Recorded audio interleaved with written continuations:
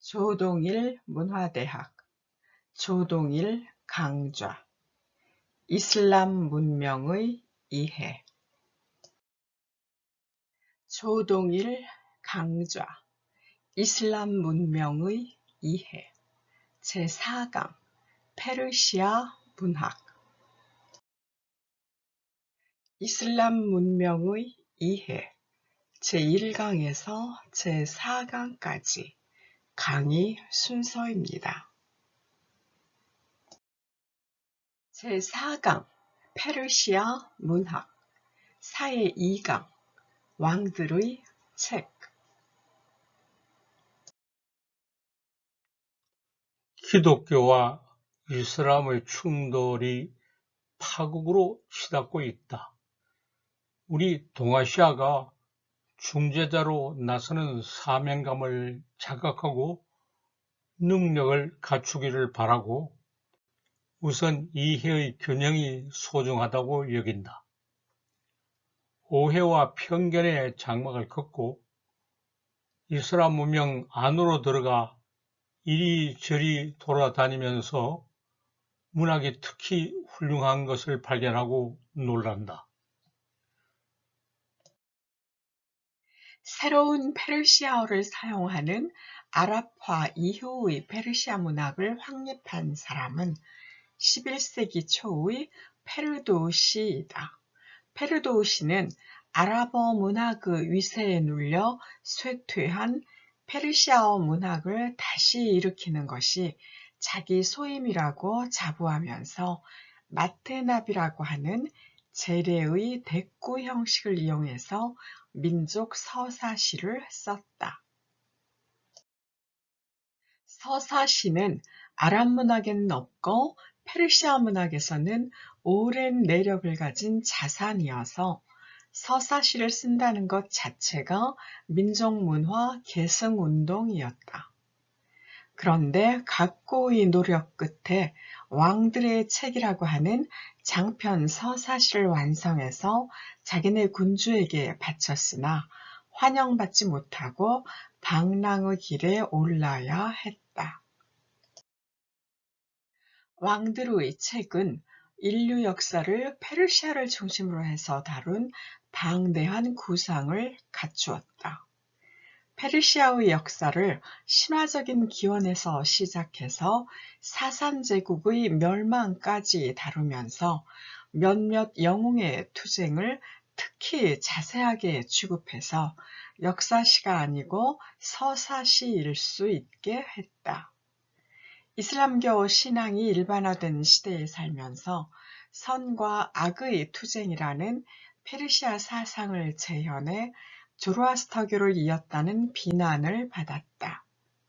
그런 소재를 문헌을 통해서 수집한 것보다 구비 전승해서 받아들인 것이 더 많았다. 페르시아 서사시의 전통과 연결된 통로 또한 구비 서사시였다. 그 작품에 등장하는 영웅 가운데 가장 뛰어난 인물은 로스탐이다. 로스탐이 자기 아들 소흐라브를 죽이지 않을 수 없었던 비극이 독자를 사로잡는다. 로스탐이 사냥을 하러 이웃나라 투란 땅에 들어섰다가 사랑하는 말 라크슈를 잃어버렸다. 말을 찾아 투란의 수도까지 가서 그 나라 국왕을 찾아보고 도와준 데에 대해서 감사했다. 그 나라 공주가 밤에 찾아와 인연을 맺게 되자 만약 아들이 태어나면 전하라고 하면서 팔찌를 맡겼다.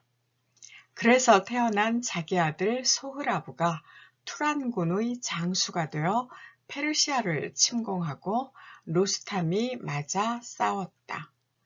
소흐라브가 싸우다가 져서 죽어 넘어질 때 두 사람이 부자 관계임을 가까스로 알아차렸다.